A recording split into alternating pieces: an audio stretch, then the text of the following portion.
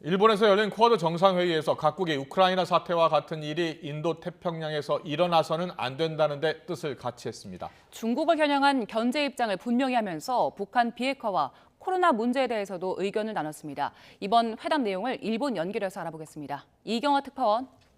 네, 도쿄입니다. 네, 기시다 총리가 조금 전 이번 정상회담에 대해서 기자회견을 열었죠?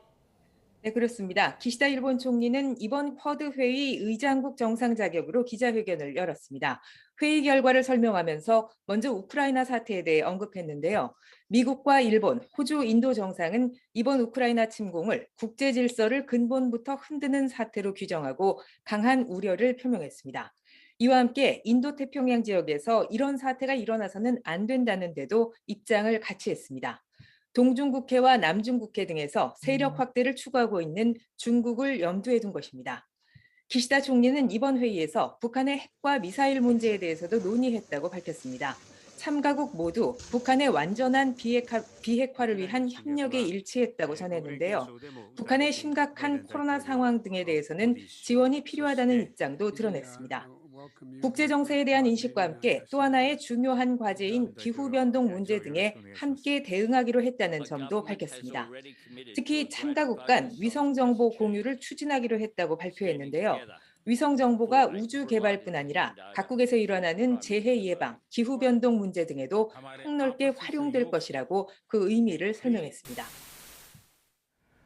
네, 어제 출범한 IPEF에 이어서 경제 분야에서 중국에 대한 견제가 이번 회담에서도 눈에 띄죠. 네, 그렇습니다. 인도와 호주 총리는 어제 바이든 대통령이 출범을 선언한 인도태평양 경제 프레임워크 IPEF 출범식에도 참가했습니다. 쿼드 4개국 모두 여기 참여했는데요.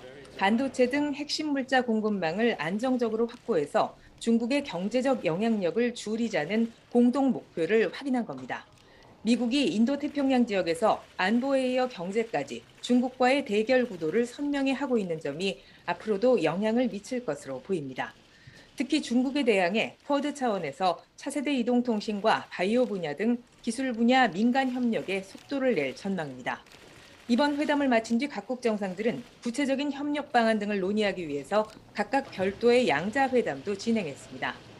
이번 쿼드 정상회담은 네 번째로 열린 것인데요. 대면으로 각국 정상이 만난 것은 지난해 9월 워싱턴 회담 이후 처음입니다. 이번 회의에서는 새로 취임한 호주 알바니즈 총리가 내년 쿼드 정상회의를 호주에서 열자고 제안하기도 했습니다. 한편 취임 후 닷새 동안 한국과 일본에서 바쁜 일정을 보낸 바이든 대통령은 오늘 저녁 귀국길에 오를 예정입니다. 지금까지 도쿄에서 YTN 이경화입니다.